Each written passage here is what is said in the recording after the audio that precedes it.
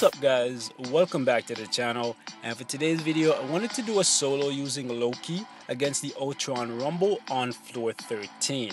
But before I kick this one off, man, I just wanted to do another request that I got from you guys in the comments, and that is to show you guys all the characters that I currently have at tier 2.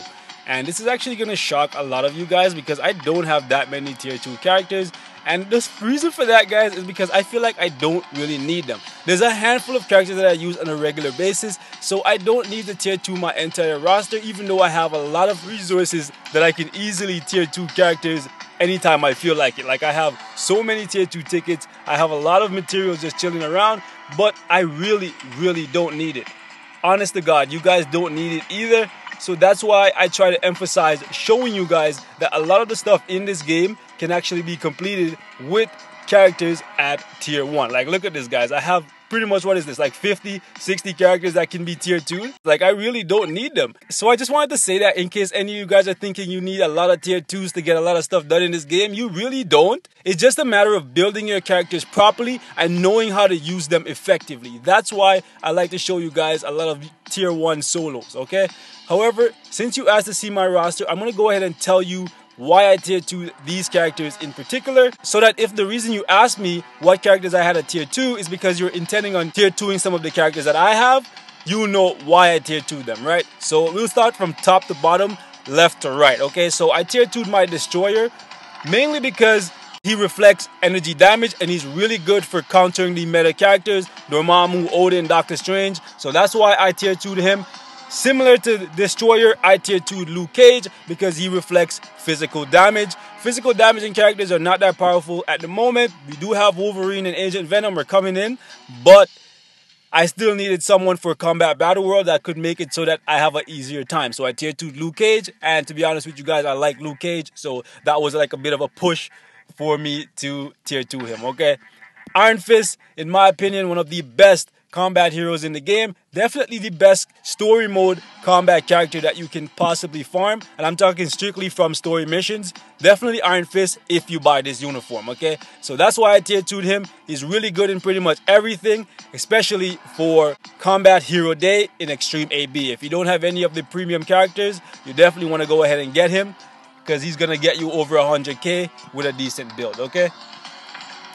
Ant-Man, one of the mistakes that I made in this game, and at the time he was not a mistake because his survivability is really good. However, the game has moved to a point where having high survivability doesn't really mean much, and you need to actually have the damage to back it up. So I really don't use him very much anymore. The only place I really use him is in Conquest or Battle World, okay?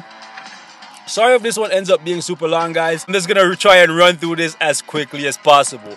Wasp, I tier 2'd her because she has a debuff that allows her to counter Doctor Strange, specifically because that's the main reason why I use her. The debuff removal will work for pretty much everyone, so you can't be stunned, can't be sneered, can't be bind, whatever. But mainly I tier 2'd her to counter Doctor Strange, okay? She is a good character all around, so that's a plus, okay?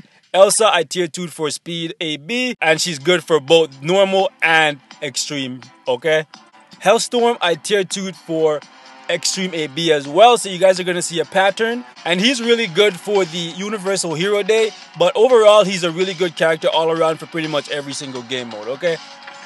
Similar to Elsa, I tier 2'd Kate for AB, more specifically Extreme AB. She does have better damage than Elsa, but she lacks the survivability, so she requires a lot more skill to play, and you're going to find that you die a lot if you don't have the skill to pay the bills, okay? Or skills to pay the bills, however the saying goes, okay? Groot, I tier 2'd for the same reason. Everyone tier 2's him for his healing, okay? Healing passive is great for every single game mode. Doctor Strange comes as a native tier 2. He's the best character in the game, hands down, bar none, so you should definitely build him up, so I won't even waste time on him. Coulson, I tier 2'd for his passive, similar to Werewolf. He does give you a big buff to your damage, and he's really good on your team for every single game mode as long as you're using hero type characters to deal damage, okay? Werewolf, same as Coulson, I tier 2 him for his tier 2 passive, but even at tier 1, his 5 skill buff is really good, so you definitely should build him up, okay? So now we're getting into the Black Order characters. Proxima, I built her up because she has amazing burst damage. I personally think that her burst damage is the highest in the game. Other people debate it, but I'm gonna stick with Proxima because you know my one true love. I'm just playing. Anyways, Carnage. I tier 2'd him for Extreme AB on the Combat Supervillain Day, okay? Mainly that reason, but he's good for pretty much everything that he can be used for. I ranked up Grovis mainly because I think he's an amazing character and he's really good for pretty much anything that you're allowed to use him in. His damage is a bit low, but so you want to go with a damage proc for sure, and an attack ISO set. Okay? His damage is definitely not as high as his wife, that's for sure. Thanos, I'm a big Thanos fan. It goes without saying that I was going to work on building him up. I haven't put a lot of work into him lately, and I'm really holding out to see if he gets a uniform soon so that I can justify spending some more resources on him because he's kind of being overshadowed, to be honest with you guys. Super Giant, similarly to Proxima, she has really high burst damage. However, she is very fragile, so be careful when you use her, okay?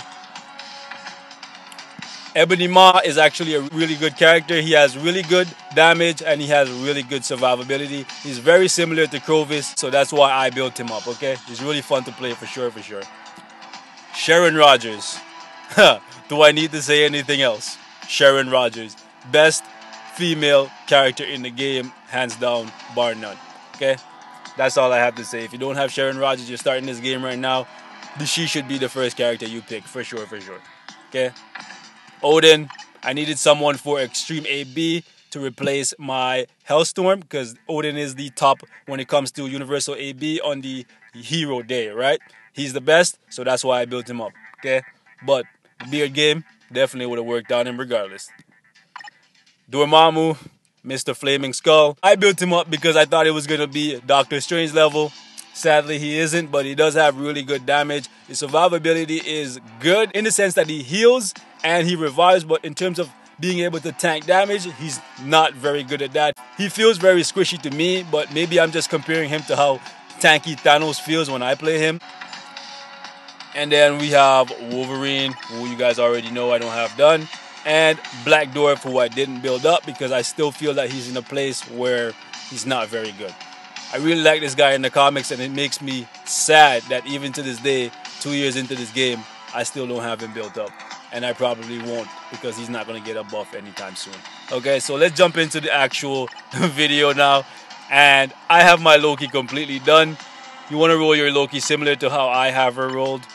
Or him if you don't have the uniform. I highly recommend this uniform because it's going to make it a lot easier for you inside Shadowland. Having that little freeze effect is actually very noticeable in game modes where CC applies, okay? Definitely something you want to do. ISO set right here. It's debatable. It's up to you. I built my Loki a long time ago, so I put start backing because back then survivability was the main thing that I needed. Now, you can probably go with an offensive ISO set, but it's up to you. To be honest, Loki does most of the damage with his freaking clones, and I don't even think the clones benefit from the ISO set, so kind of a waste. Might as well buff Loki some other way, right? Because the clones are not going to benefit from the ISO set to my knowledge. Maybe I'm wrong. Correct me if I'm wrong in the comments, boys. And let's get into this.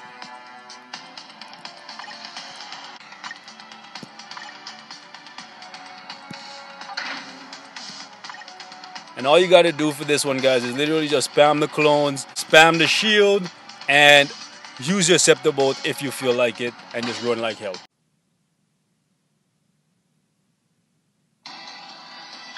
Alright, let's do this thing. And pretty much the only skills you guys are going to see me use here is the 5, the 3, and the 1. And that's pretty much all you need, man. Just run away, run circles, squares, octagons, triangles, whatever the hell you need to do. And just freeze these bastards when you get a chance. You don't even need to try and freeze them. You could literally just run the whole fight and let your clones do all the work. And you'll end up with a win as long as you do your best to stay alive. That's it.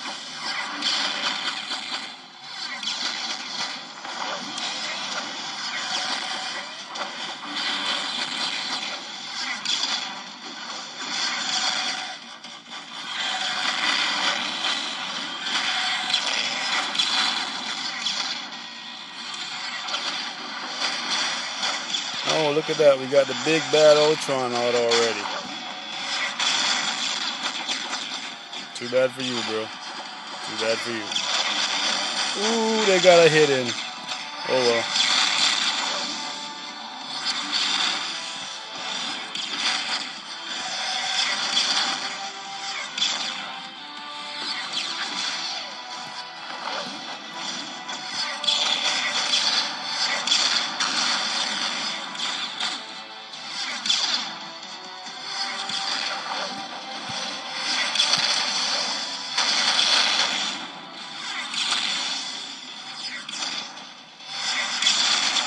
Oh, this guy. I thought I froze him right there. Bastard.